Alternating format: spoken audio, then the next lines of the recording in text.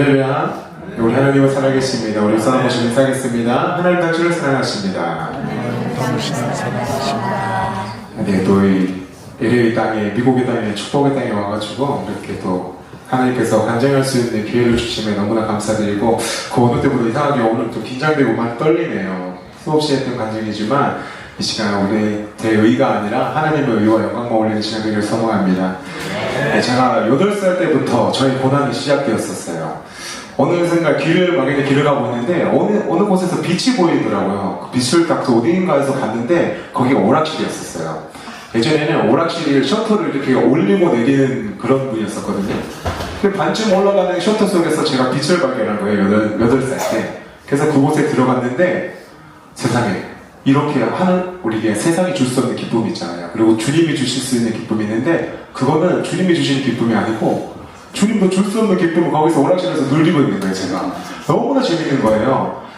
그때 8살이면 어리잖아요. 그리고 8살이면 돈이 어디 있겠습니까? 근데 저희 집에서 아버지께서 약국을 하셔가지고 현금이 굉장히 많았었어요. 그 어린 나이에 이제 게임을 해야 되겠고 너무 재밌으니까 그 약국에서 그 돈통이 있었어요. 그 어린 나이에 잡히는 대로 갖고 왔어요. 그게 뭐 5만 원인지 몇만 원인지 상관없이 그냥 잡히는 대로 가가지고 오락실을 가서 하루 종일 있게 되는 거예요. 아침부터 문 오픈할 때부터 클로즈할 때까지 거기 있는 거예요. 그래서 어느 날은 만약에 만 원짜리를 들고 가면 100원짜리가 100개잖아요. 바꾸면 그때 한 판 하는데 100원이었거든요. 그 100원짜리가 100개가 주머니에 있다고 생각해보세요. 바지가 막 내려가요. 그 정도로 이거를 막 짤랑짤랑 거리면서 게임을 하고, 그래서 남은 돈에 이게 동전 개수가 많으니까 집에 들고 가면 걸리잖아요. 그래서 항상 잔돈을 다 밖에다 버리고 갔어요. 그 정도로 어려서부터 이제 돈에 대한 그런 개념이 없이 그렇게 시작을 했던 거예요. 그래서 이제 저희는 누나가 5가족인데, 가족이 5명인데, 누나 2명, 저 하나예요. 그냥 미국은 어떨지 모르겠는데, 한국에는 이제 남매가 이게 가족이면 굉장히 많이 싸워요. 누나는 둘이서 서로 친하고 저는 저 혼자 했으니까 혼자 있는 시간이 굉장히 많으니까 그 외로움을 달래기 위해서 저는 계속 이제 오락실에 집착하게 되는 거예요. 어린 나이 때부터. 그래서 부모님이 너무 어렸기 때문에 그때는 걱정을 안 하셨는데 이게 한 살 한 살 먹을 때마다 너무 심해지는 거예요. 제가 어떤 얘기까지 있었냐면 이제 막 부모님 돈을 막 갖고 가잖아요. 갖고 가서 이제 부모님이 아셨을 때 막 혼나고 숨겨놓을 거 아니에요. 그럴 때는 이제 저희가 건물에서 만약에 1층 약국이면 옆에 뭐 슈퍼도 있고 이렇게 있을 거 아니에요. 교회 옆에. 거기 가서 아빠 이름을 대고 돈을 빌리는 거예요. 아버지가 저 엄마가 뭐 시장에 심부름 시켰는데 돈이 없어서 좀 이따 갖다 드릴게요. 이렇게 해서 그때 어려서부터 그때 기억이 나요. 그래서 막 시장 전체 막 돈을 빌리고 다녔던 그런 기억이 있었어요. 그렇게 이제 혼자 오락실에 있으니까 이제 점점 이제 삶에 대한 이제 습관들이나 이게 점점 나빠지게 되는 거예요. 그렇게 딱 중학교에 올라가게 됐어요. 중학교에 올라가게 됐었는데 학교 선생님이, 수학 선생님이 저를 부르는 거예요, 학교에서. 그래서 저 딱 갔는데 저는 그 선생님을 분명히 처음 보는데 그 선생님이 저한테 이렇게 말씀하시는 거예요. 네가 잘하니? 네가 스타크래프트라는 게임을 그렇게 잘한다면서 이렇게 말씀하시는 거예요. 그래서 그 선생님이 학교를 끝나고 저랑 같이 PC방에 가자고 하시는 거예요, 중학교 때. 이제 방과 후에 이제 사제 시간이 바뀌게 되는 역사가 일어나게 돼요. 제가 막 끝나고 선생님을 게임을 막 가르치는 거예요. 그게 너무나 재밌잖아요. 선생님과 동행하는 PC방이라니 얼마나 놀랐습니까? 그때 그게 분명히 제 길인 줄 알았어요. 그리고 워낙 게임을 잘했었기 때문에. 그래서 1, 2, 3학년 동안 계속 게임을 했었어요. 학교 성적에는 공부는 전혀 하지 않고. 근데 한국에서는 이제 중학교에서 고등학교 올라갈 때 제 때만 해도 이제 임용고시가 아니라 시험이 있었어요. 인문계랑 실업계가 나눠져 있었거든요. 근데 그때 인식을 이제 실업계들은 공부를 못하는 애들이 가는 곳이고 인문계는 이제 공부를 하는 사람들이 가는 곳이라는 인식이 있었는데 저는 공부는 하지 않았지만 왠지 실업계 가는 게 싫은 거예요. 괜히 공부 못한다는 소리 들을까봐. 그런데 그런 걱정이 있음에도 공부는 안 하고 게임만 하게 되는 거예요. 계속 게임에 집착하다 보니까 그래서 딱 하나님의 은혜인지 모르겠지만 딱 64%에 걸려가지고 제가 고등학교에 딱 입학하게 돼요. 인문계로 가게 돼요.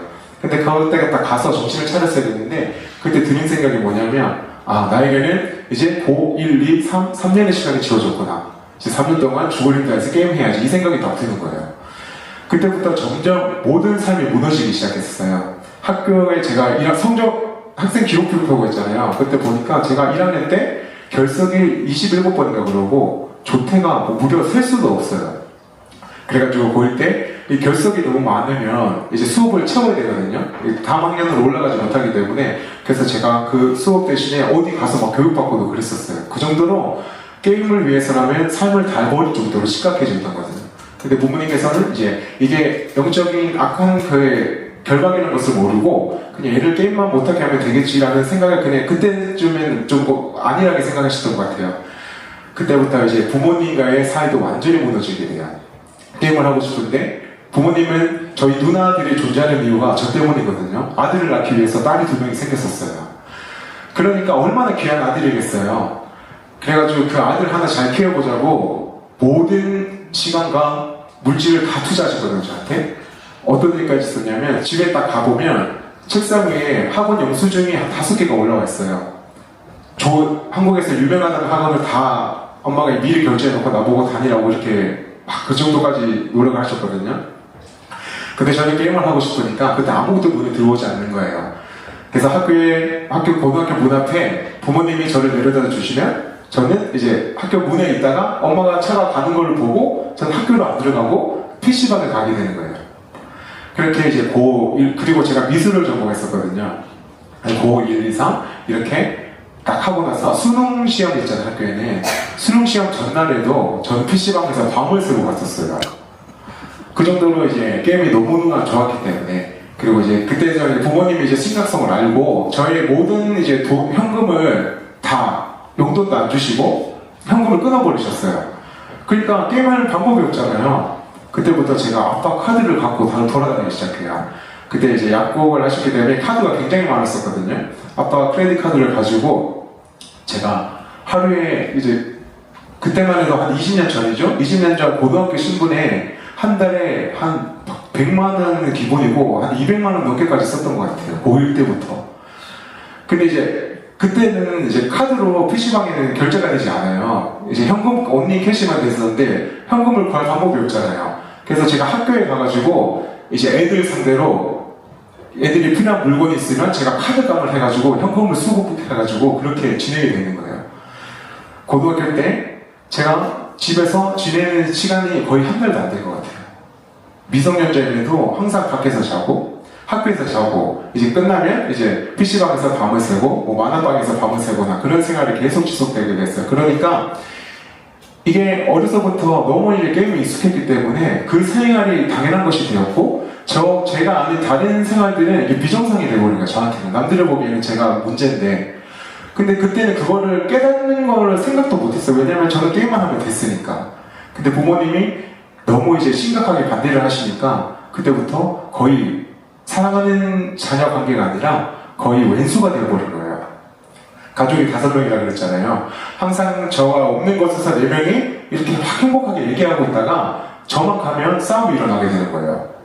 그러니까 그때부터 저는 그 자리를, 가족이 있는 자리를 피하게 되는 거예요. 그때부터 방에 숨기 시작하였고 제가 지금도 좀 등치가 큰 편이었지만 제가 120kg까지 나갔었어요. 그때 제 모습이 점점 살쪄가는 모습을 보니까 제가 제 자신도 싫어지기 시작하는 거예요. 그때부터 계속 이제 어둠을 찾아서 숨기 시작합니다. 그리고 제가 또 가장 좋아하는 게 치킨이랑 탕수육이에요. 기름진 거. 하루에 치킨 하나, 탕수육 한 번은 꼭 먹었어야 됐어요. 근데 이게 딱 먹고 나서 사람을 먹으면 치워야 되잖아요. 근데 방에 가보면 치킨을 먹으면 그냥 옆에 둬요. 탕수육을 먹으면 그냥 옆에 둬요. 그 치킨을 먹으면 뼈가 나오잖아요. 뼈가 곰팡이가 쓸어서 없어질 때까지 그게 더러운지도 모르고 계속 이렇게 냅두게 되는 거예요.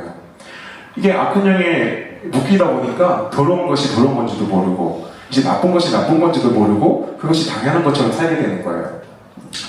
그리고 이제 부모님이 돈을 안 주시고 그랬기 때문에 이게 항상 게임을 할 구실을 찾아야 되잖아요. 그럴 때마다 거짓말을 하게 되는 거예요. 거짓말을 하다 보면 좀 이제 내가 이게 진실이 아니라고 말하면 좀 티가 나잖아요. 눈치 빠른 사람들은. 근데 이게 티가 나게 하기 싫으니까 저는 생각을 하게 됐어요. 이게 거짓말하는 환경이 이게 진짜 내가 환경이라고 믿으면 이게 좀 더 리얼하게 말할 수 있지 않을까. 그때부터 거짓말을 기가 막히게 하게 돼요.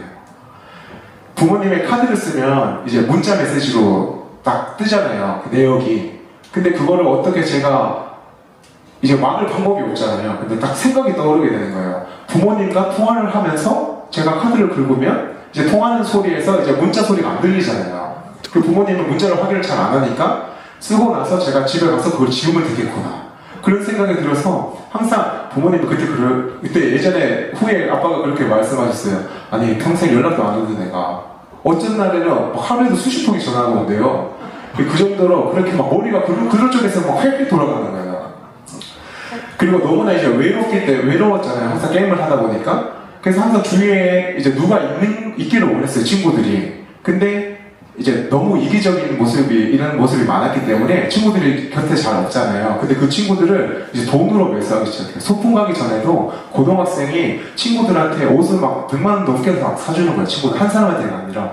그렇게 해서 이제 사랑받고 싶다는 그런 마음이 그때는 간절했던 것 같아요. 왜냐면 집에서는 항상 문제의 원인이었고 어디 가서도 환영받지 못하는 존재였고 사랑받지 못하는 존재였기 때문에 이제 마음 한편에서는 이제 사랑받고 싶고 칭찬받고 싶고 그런 마음이 있었던 것 같아요. 근데 이제 부모님께서도 이제 딱 카드의 존재를 알았어요. 어느 순간 이제 내역을 보니까 그리고 제가 아빠 신용카드를 가지고 제 계좌로 막 현금 서비스를 보내고 그랬었거든요. 그 금액이 어마어마해진 거예요. 그때부터 이제 카드를 딱 아빠가 숨겨놓기 시작하니까 그때가 돈이 생길 길이 없잖아요. 그때부터 이제 집에 있는 물건을 하나씩 갖다 팔기 시작해요. 딱 앉아있는데 캠코더가 딱 보이는 거예요. 저거는 얼마나 할까? 그래서 딱 팔았는데 30만 원이 나오는 거예요. 그래서 또 그걸 다 쓰고 또 집에 가서 보니까 플러시 있는 거예요. 저건 얼마나 할까? 또 그걸 갖다 팔고 나중에 제가 트럭을 불러가지고 제 집에 야마 피아노가 있었는데 그 400만 원짜리를 제가 막 60만 원에 갖다 팔고 그랬었거든요. 그때 이제 저희 전원주택 단지에 살았었는데 거기는 입구에 경비실이 있어요. 그 문 열어줘야지 이제 들어갈 수 있는데 아니 난생 처음 보는 트럭에 와가지고 피아노를 싣고 가니까 경비 아저씨가 너무 이상하게 생각한 거예요. 그래서 부모님한테 전화를 했었대요. 지금 집에서 누가 피아노를 갖고 간다. 그래서 막 도둑이 들은 거 아니냐. 그런 난리도 있었거든요. 어느 순간 집을 딱 봤는데 집이 텅텅 비어있는 거예요. 제가 다 갖다 팔아가지고. 그 정도로 이제 모든 삶이 무너지고 이제 가족 간의 관계도 다 무너지고. 근데 한국 남자는 어딜 갑니까? 군대를 가잖아요. 부모님이 딱 그걸 하나를 붙잡고 있었어요. 쟤네 이제 군대를 가면 게임을 못하니까 게임을 끊을 수 있겠구나. 근데 제가 몸무게가 몇이라고 그랬어요 그때? 120kg였다고 그랬잖아요. 120kg면 그때는 이제 현역으로 안 가는 몸무게거든요. 그래서 부모님이 저를 단식원에 보내게 돼요. 단식원이 이제 밥을 안 먹고 아무것도 안 먹고 살 빼는 곳이거든요. 딱 가서 12일에 있었는데 딱 10kg가 빠지게 됐었어요. 10kg가 빠지고 이제 시급을 받으러 갔는데 제가 2kg가 초과가 되어가지고 4급으로 빠지게 되는 거예요. 4급이면 이제 공익근무요원이거든요. 그래도 이제 공익이니까 그래도 군대니까 이제 게임을 못하겠지 하면서 부모님께서 이제 마음을 놓고 있었는데 제가 딱 공익근무 근무를 하러 갔는데 너무 심심한 거예요. 거기가 면사무소였거든요. 시골에. 그래서 할 일이 없어가지고 제가 그냥 게임 영상을 보고 있었어요. 보고 있었는데 옆에서 이제 그 공무원님께서 너 그거 게임 뭐야? 물어보시는 거예요. 재밌겠다 한번 해봐 그러는 거예요. 그때부터 또 이제 제가 군생활 하면서도 게임을 하는 환경이 되는 거예요. 그때부터 사는 생각이 어때요? 이렇게까지 길이 열렸는데 이건 내 길이다. 그래서 그 공익근무 2년 2개월 이제 근무하는 시간 동안 그리고 이제 군대는 하루 이제 딱 나가면 탈영이 되잖아요. 근데 제가 말도 안 하고 엄청나게 많이 빠졌었어요. 근데 원래라면 이제 잡혀가야 되는데 거기 공무원 관리자분께서 인생이 불쌍하다고 많이 봐주시고 그랬었거든요. 그래서 거기는 한 번 하루가 빠지면 곱하기 7이에요. 하루로 빠지면 7일이 더 늘어나게 되거든요. 그때는 이제 저희가 군 생활이 2년 2개월이었는데 공익근무가 제가 거의 3년간까지 했던 걸로 기억해요. 하도 많이 빠져가지고. 그래서 이제 군대를 딱 졸업하게 되니까 군대를 이제 소집 해제를 하고 나니까 족쇄가 다 풀렸잖아요. 그때부터 진짜 망나니처럼 살게 돼요. 온 전국을 다 돌아다니게 되는데 어떤 일이 있었냐면 이제 게임을 하는데 그 게임 같이 하던 형이 저보고 오라는 거예요. 자기야 너는 몸만 와라. 내가 먹여주고 재워주마. 그렇게 얘기를 해가지고 제가 갔더니 거기가 어떤 곳이었냐면 조폭 갱스터. 거기 제일 머리 형이 우두머리 형이 대장 형이 게임을 하니까 저를 불렀던 거예요. 딱 거기 숙소에 갔는데 저 온몸에 문신 있는 형들이 이렇게 동그랗게 앉아있는 거예요. 앉아있고 저를 소개시켜주는 거예요. 내가 아는 동생이니까 얘는 절대 건들지 말라는 거예요. 그래서 거기서 하루를 어쩔 수 없이 자는데 진짜 조금도 못 움직이겠는 거예요. 너무 무서워가지고. 그래서 제가 막 밤에 도망가고 그랬었거든요. 그때 안 가본 곳이 없어요. 온 전국을 다 돌아다니면서 모든 PC방에서 그때는 이제 제가 서현이가 그저께까 얘기하더라고요. 제가 게임 중독이었다고 얘기하니까 그게 집사님이셨어요? 그러더라고요. 문전도사님인 줄 알았다고. 예, 원조는 저였습니다. 예. 그래서 제가 처음부터 그렇게 게임만 빠졌던 건 아니라 제가 중학교 3학년 때부터 담배와 술을 그렇게 먹었었어요. 제가 안 했던 거는 이제 도박이랑 마약 빼고는 다 했었거든요. 나쁜 거는. 그 전국으로 온 동네를 다 돌아보다 보니까 근데 제가 그렇게 또 쉽게 이게 게임이 안 끊어졌던 이유가 저희 아빠가 저를 너무나 사랑하셨어요. 근데 잘못된 방법으로 사랑하셨어요. 집을 나가 있음에도 불구하고 아빠가 독한 마음을 먹고 모든 재정을 끊었어야 되는데 제가 한 달 정도 밖에 지나다가 정말 돈을 못 벌 상황 돼서 아빠한테 전화를 하면 아빠가 항상 돈을 보내주셨었어요. 그래서 제 마음속에는 항상 모든 문제 해결은 아빠가 하니까 더 막 이게 문제를 일으키고 다녔던 거예요. 어느 정도로 개념이 없었냐면 핸드폰 있잖아요. 제가 이제 게임을 해야겠다고 맘먹고 나갔는데 집에 핸드폰을 두고 나갔었어요. 근데 집에 가서 가지고 오면 되잖아요. 근데 제가 통신사 가서 핸드폰을 또 만들어요. 핸드폰이 있음에도 나가서 막 하나 또 만들고 또 녹수건을 또 만들고 그 돈이 한 막 400만 원, 500만 원까지 해서도 막 그것도 아빠도 다 내주고 하니까 이게 너무 막 세상 이제 돈 걱정 없이 그렇게 살게 되는 거예요. 그래서 부모님께서 이게 하다하다 안 되니까 저를 온갖 기도원가 다 데리고 가셨어요. 뭐 흰돌산도 가보고 하스데반 송교사님 집회도 가보고 오병이어 콘서트에도 가보고 했는데 딱 가는 순간에는 거기서는 뭐 좋을 때도 있었고 거기서도 뭐 반항할 때도 있었지만 온전한 삶의 변화는 일어나지 않게 되는 거예요. 그래서 점점 마음의 병이 들기 시작하면서 대인 기피증과 우울증이 찾아오게 돼요. 사람이 진짜 친한 친구 2명이 있는데 거기를 가지를 못하는 거예요. 저 사람이 왠지 내 욕을 하는 것 같고 왠지 나를 싫어하는 것 같고 그래서 버스도 못타고 지하철도 못타고 그렇게 방에 숨게 돼요. 방에 숨게 되면서 완전히 생활을 무너지게 돼요. 가족들이 생활하지 않는 시간에 내가 마주치기 싫으니까 그때 생활해야 되니까 다들 잘 때 저는 이제 일어나서 생활을 하고 한날은 제가 가을에 방에 들어갔었어요. 방에 들어갔는데 제가 나왔을 때가 가을이었어요. 1년 동안 방 안에서 안 나오고 계속 게임만 하게 되는 거예요. 그 방 안에 그 공간에 갇혀가지고 하루 종일 게임하면서 담배도 무지하게 폈었어요. 한 2가구는 기본이었고 그 얼마나 몸에 해로웠겠어요. 하나님의 그 성전된 몸을 그때부터 제가 죽이기 시작했던 거예요. 그 대인기피증과 우울증으로 너무나 이제 채워지지 않는 그 공허함 때문에 나는 왜 사나라는 생각이 항상 죽고 싶다라는 마음이 많았었지만 제가 죽을 수 없었던 이유가 모태신앙이었기 때문에 하나님은 믿지는 않았지만 왠지 자살을 하면 지옥에 갈 것 같은 거예요. 지옥은 영원하다고 그랬잖아요. 또 지옥은 가기 싫으니까 살지도 못하겠고 죽지도 못하니까 더 괴로운 거예요. 그래서 이게 뭔가 죽지 않을 만큼 자해를 한번 해보자. 이게 맨정신으로 버틸 수 없으니까 뭔가 아픔이 있으면 좀 나아지지 않을까? 근데 그때는 제 자신도 제가 너무 싫었어요. 이 게임을 끊지 못하여서 모든 가족들이 다 무너지고 인간관계가 무너지고 그 첫 번째로 제가 삶이 너무나 비참했기 때문에 그래서 제가 그 걸레 봉 있잖아요. 막대기로 제 팔에 금갈등까지 때린 적도 있었어요. 근데도 게임이 끊어지지가 않는 거예요. 근데 이제 그때 전원주택에 살았는데 1층 높이가 그렇게 높지 않았어요. 근데 저기서 뛰어내리면 죽지는 않겠고 이제 뛰어내리면 뭐 발이라도 하나 부러져가지고 그래도 이 괴로운 마음을 조금 달려보지 않을까 싶어서 거기서 막 뛰어내렸어요. 뛰어내렸는데 제가 생각보다 운동신경이 좋아가지고 너무 착지를 잘해버린 거예요. 그래서 다치지도 않고 막 먼지를 툴툴 싸면서 다시 방으로 막 들어가고 그랬었거든요. 저희 누나와 저가 정말 지독하게 싸웠었어요. 방의 문을 보면 서로의 문에 구멍이 나 있어요. 싸우다 보면 서로 욕하고 문을 잠그잖아요. 그 문을 이제 거의 부시다시피 해서 서로 막 싸운다고 누나랑 프라이팬 들고 막 싸우기도 하고 그 정도로 이제 가족이 아니라 거의 이름만 가족이고 왼수였었거든요.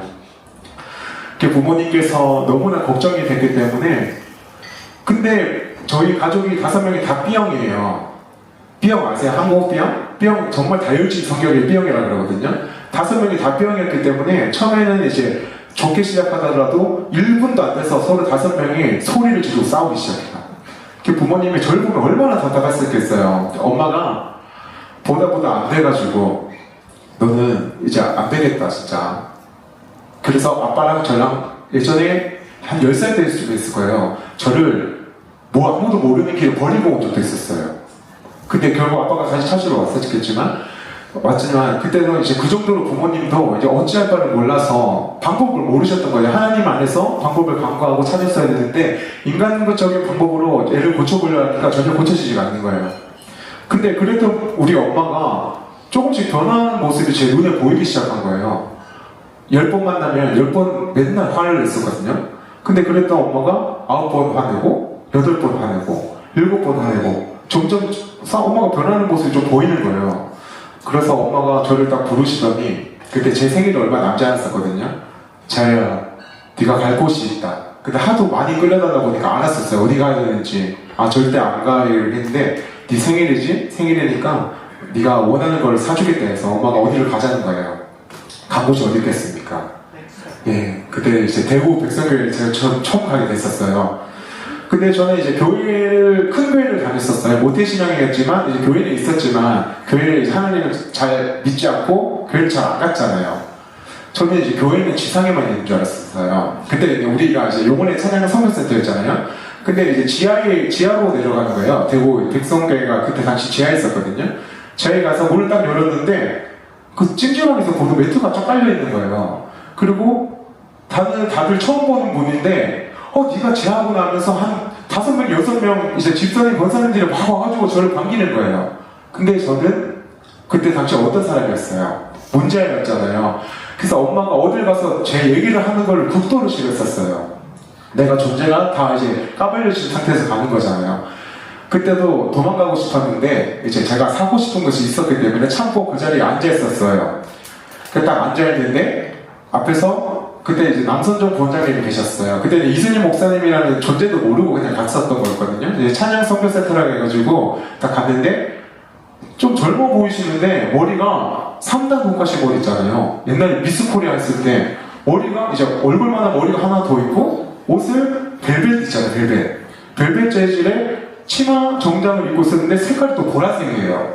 얼마나 번들번들하고 이제 멋있는 옷을 입으셔서 딱 이때 신비를 딱 세우다가 앞에 두시고 그때 찬양을 하기 시작하는데 보통 피아노는 연주를 해야 되잖아요. 그때는 거의 막 부시다시피 막 키보드를 때리면서 하는데 그 소리가 엄청난 이제 영의 소리가 나는데 그때는 모르잖아요. 근데 그때 딱 압도됐던 기억이 있어요. 저분 대단하다. 저 찬양도 사람한테 저런 소리가 나네? 막 그런 생각하고 있어서 1시간 정도 이제 찬양을 하고 이제 끝났겠구나. 이제 뭘 이제 사고 싶은 게 있다 그랬잖아요. 이제 사러 가야지 하는 생각이 있었는데 다들 이렇게 뒤로 돌아보는 거예요. 뒤로 돌아보는데 어떤 한 분이 성경책을 이렇게 잡고 이렇게 나오시는 거예요. 저분이 여기 포스터에 있는 그분이구나 하면서 그냥 딱 쳐다보면서 있었어요. 그래서 나오자마자 찬양을 하시는데 저는 진짜 그때 너무 놀랐었어요. 제가 노래를 좋아했었거든요. 이제 게임이나 이제 노래방 가는 걸 되게 좋아했었는데 저는 사람이 그렇게 저런 소리를 이제 영의 소리? 지금 목사님이 이제 보통 이제 일반 사람 목소리랑 다르시잖아요. 그 소리를 듣고 너무 신기해서 그때 딱 듣게 됐어요. 어떻게 사람이 저런 소리를 내지? 와, 진짜 노래 잘하신다. 그렇게 딱 이렇게 마음문이 조금 열렸던 하나님께서 이제 마음문을 좀 열어주셨던 것 같아요. 그래서 딱 이렇게 듣고 있는데 이제 원장님께서 설교를 시작하게 됐어요. 우리 하나님은 알파와 오메가 하나님 아십니까? 시작과 있으면 끝이 있잖아요. 우리 목사님이 설교를 시작했는데 끝이 안 나는 거예요. 1시간이 지났는데 2시간이 지났는데 3시간이 지났는데 설교가 끝이 안 나는 거예요. 그때부터 속에서 천불이 나기 시작하는 거예요. 제가 허리에 척추측만증도 있어가지고 자리에 잘 못 앉았었거든요. 근데 저분은 뭐지? 왜 설교를 안 끝나시는 거지? 왜 이렇게 길게 하시는 거지? 별의별 생각을 다 하면서 얼굴이 진짜 인상이 구겨지기 시작하는데 원장님이 항상 사인을 잘 받으려고 그랬잖아요. 저는 앉아가지고 설교를 끝내라는 사인을 얼굴로 다 내고 있었는데 원장님이 아랑곳하지 않고 집회를 끝까지 하시는 거예요. 그래서 속에서 드는 생각이 다시는 안 온다. 내가 이곳에는 다시는 안 돼. 오늘로서 끝이다 라고 생각을 딱 참고 앉아 있었어요. 그래서 예배가 다 끝나고 어떤 한 청년이 나가서 찬양을 하는 거예요. 헌금 특송을 하는데 그때 항의자라는 곡을 했는데 그때 이상하게 마음이 조금 무너졌었어요. 저 앞에서 찬양하는 애와 나의 처지가 너무 상반되니까 너무 그때 마음이 좀 무너졌었어요. 쟤는 저렇게 찬양을 하는데 나는 여기 앉아서 뭐 하는 거지? 이 생각이 딱 들 때쯤에 나도 노래 좋아하고 잘하는데 이 생각하고 있을 때 갑자기 목사님께서 저보고 나와서 특송을 하는 거예요. 그때 처음 봤었는데 딱 나가가지고 이제 교회는 잘 안 돼, 찬양을 잘 몰랐지만 항상 교회에서 듣는 노래가 뭐예요? 파송의 노래. 끝날 때 나오는 노래 있잖아요. 너의 가는 길에 주의 축복이 있어. 그 노래를 알고 있었기 때문에 그때는 무슨 내용인지도 모르고 그냥 그걸 불렀었어요. 찬양을 하고 있는데 목사님, 원장님께서 뒤에 계시잖아요. 근데 뒤에서 계속 잘한다 계속 노래가 들리는 거예요. 그래서 찬양하고 딱 그 앞에서 너무 기분이 좋잖아요 그때는. 근데 할렐루야, 제가 찬양하는데 제 찬양에 제가 은혜를 받아버린 거예요 거기서. 하나님께서 이제 제가 뭘 좋아하시는지 아니까 그렇게 이제 저를 그때 마음을 열어주셨던 것 같아요. 그래서 은혜를 받고 딱 내려갔는데 모든 사람들이 너무 칭찬을 하시는 거예요. 전문가는 이런 전문가가 없다. 원장님 이제 제가 쟤를 이제 음반을 내야 된다. 쟤야만 있으면 막 세계 선교를 그때부터 칭찬이 시작하게 되는데 그때부터 이제 왕과던 저의 마음이 무너지기 시작하면서 솔직히 기분 너무 좋았었어요. 입이 실룩실룩 거리는 거는 제가 억지로 참고 티를 내지 않아야 되니까 그냥 뭐 감사합니다 말도 못하고 그때 당시에는 이런 사람을 처음 받아보니까 마음 문이 그냥 100% 다 열려버린 거예요. 그때부터 뭔가 변하고 싶다는 생각이 들었었어요. 그래서 예배를 딱 끝나고 집에 가서 제가 집에 가면 루틴이 있어요. 컴퓨터를 켜고 게임을 해야 돼. 딱 앉아가지고 컴퓨터를 누르려고 했는데 누르기가 싫은 거예요.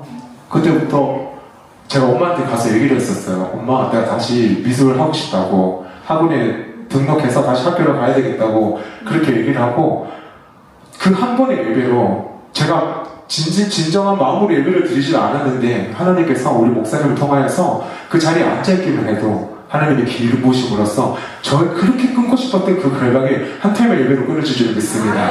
제가 얼마나 끊고 싶었냐면 그 컴퓨터를 너무나 사랑하기도 했지만 너무도 쳐다보기도 싫었었어요. 그래서 이 컴퓨터가 없으면 게임을 끊을 수 있겠지라는 생각에 그 컴퓨터를 팔아요. 팔고 딱 돈을 받잖아요. 그 돈을 받는 듯이 들은 생각이 이 돈으로 게임하러 가야겠구나. 컴퓨터를 팔고 그 돈으로 또 PC방에서 게임하게 되는 거예요. 아무리 노력해도 끊어지지 않았던 그 결박들이 우리 목사님 예배를 한 텀을 통해서 완전히 끊어질 믿습니다. 이 시간 찬양하기를 원하는데요. 우리 목사님께서 정말 저의 가사로 작곡해 주신 곡이 있어요. 소망 없고 의미 없고 정말 죽고 싶었던 삶이었지만 주님께서 저를 불쌍히 여기셔서 우리가 온전히 저를 주님의 전으로 이끄심에 찬양하는 시간을 소망합니다.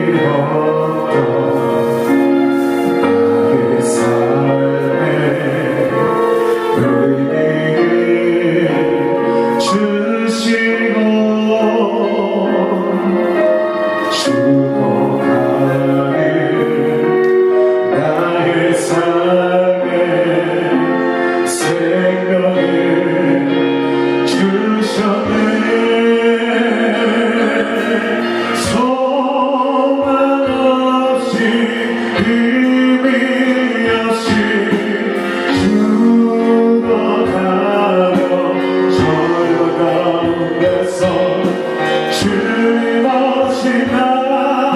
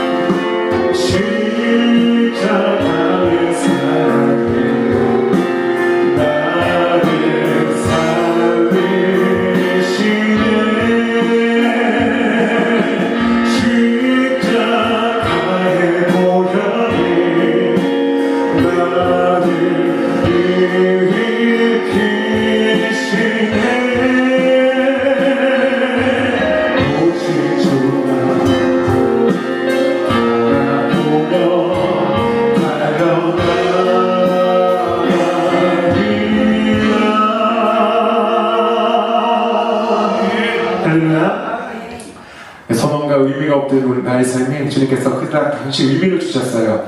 그렇게 목사님을 만나고 너무나 변화되고 싶다는 생각이 커가지고 제가 미술학원을 다시 다니게 됩니다. 근데 문제가 뭐냐면 지금껏 살아왔던 저의 습관들이 고쳐줄 방법을 몰랐던 거예요. 변화되는 방법을 몰랐었어요. 원장님이 와서 이제 하나님의 존재를 알게 되었고 변화하셨다는 소망을 얻었지만 목사님께서 이제 대구에는 일주일에 한 번만 오시잖아요. 그때 일주일마다 잘 참석했는데 이게 목사님과 이제 점점 떨어지는 시간이 많다 보니까 옛 습관대로 다시 돌아오기 시작해요. 제가 그때 25살의 나이가 그때 이제 다시 미술학원에 등록했었는데 그때 입시학원에는 보통 다 고3들이잖아요. 나이 차이가 좀 나잖아요. 그래서 이제 선생님들이랑 친했었어요. 그래서 항상 근데 이제 수업을 하고 나서 선생님들이랑 술을 마시러 가고 항상 그랬었거든요. 그 생활이 반복되다 보니까 또 이제 일주일에 한 번 오는 목사님 그 예배를 그렇게 좋았던 예배가 또 가기가 싫은 거예요. 근데 거기 미술학원에서 제가 이제 여자친구가 생기게 됐었어요. 근데 또 어떤 계기로 헤어지게 됐었는데 그때 실연의 기간 동안 제가 너무 이제 실연을 이겨내기 위해서 집에서 아무것도 안 하고 학원도 안 가고 일주일 동안 누워 있었어요.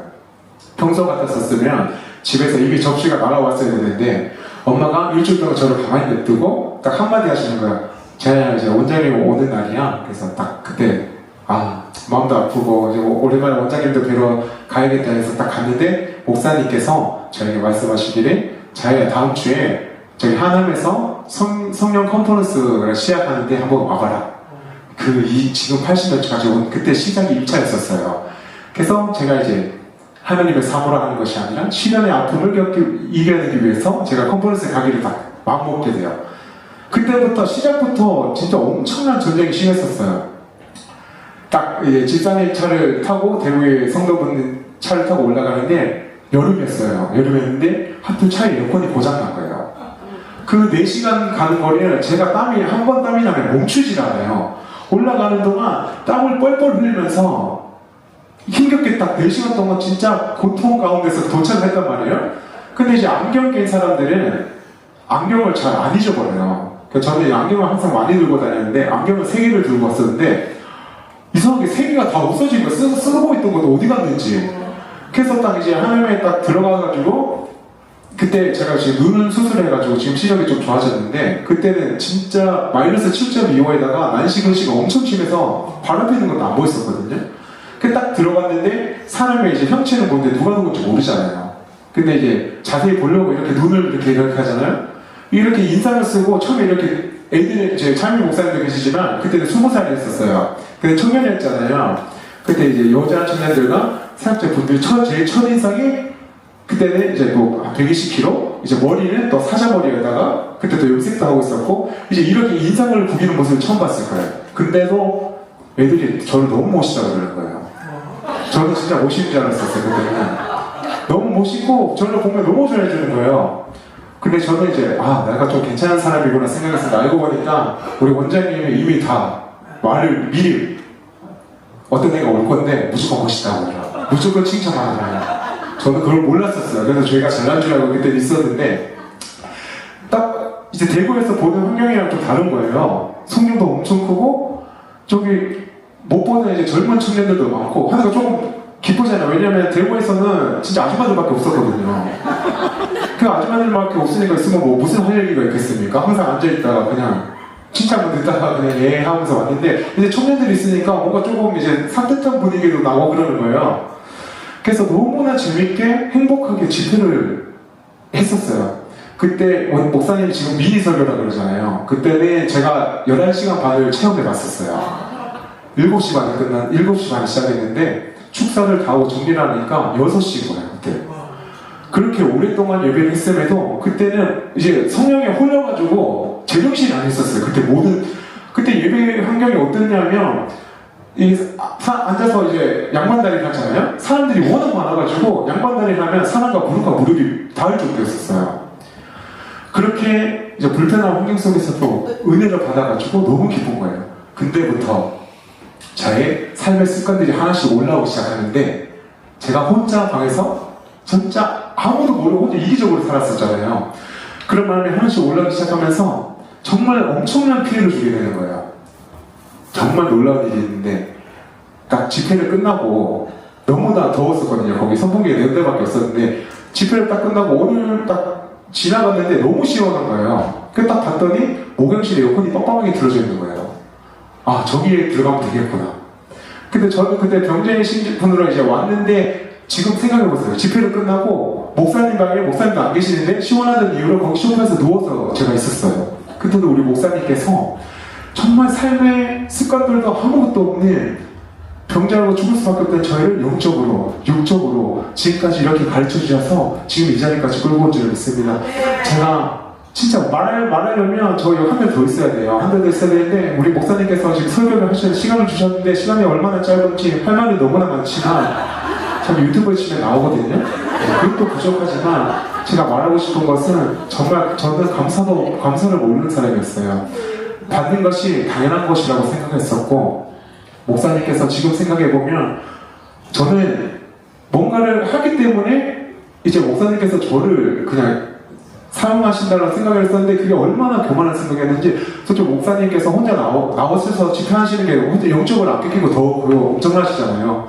근데 항상 시간을 할애해 주시고 제가 진짜 엄청난 꼴통이었는데 목사님 아마 기억 못 하실 거예요. 제가 목사님 전화로 막 소리 지르고 싸운 적도 있었어요. 원장님 고발한다고 막. 그 정도로 꼴통했는데도 항상 나가면 영혼 사랑하시는 그 마음 하나 때문에 다시 불러서 고쳐주시고 또 고쳐주시면 또 나가가지고 좀 살만하다 싶으면 또 나가가지고 온갖 꼴통짓 다 오면 또 세상에 다 오듯해지고 또 돌아오면 목사님 또 받아주시고 그리고 정말 우리 가정은 목사님이 아니었으면 이미 다 끝났을 가정이에요. 우리 하은이, 우리 정은이 저 하나 때문에 그 엄청난 고통 가운데서도 우리 목사님께서 항상 소망을 주시면서 그 우울증이 깊었던 우리 하은이가 지금 정말 하나님 안에서 율동으로 정말 이쁘게 커가지고 하나님께 쓰임받고 있잖아요. 저희 목사님 가정 보고 또 우리 오면 박진호 목사님 가정 보고 우리 김성식 목사님 가정 보고 제가 느낀 것이 뭐냐면 그런 환경에서 나는 그런 생각을 많이 했었거든요. 왜 나는 저런 환경이 안 되었을까? 근데 그런 환경이 안 되는 것이 아니라 그 환경에 있는 곳에서 내가 하는 것은 내가 그 환경을 만들어야겠구나라는 소망을 많이 생기게 되었습니다. 우리 모든 삶을 무너졌던 저의 삶에서 아무 희망도 없던 삶에서 우리 하나님께서 우리 목사님을 통하여서 구원해 주시고 치료해 주시고 모든 묶인 결박을 풀어주신 우리 하나님께 영광 올려드리면서 내가 입을 열지 않을 때 우리 찬양하시면서 이 간증을 마치도록 하겠습니다.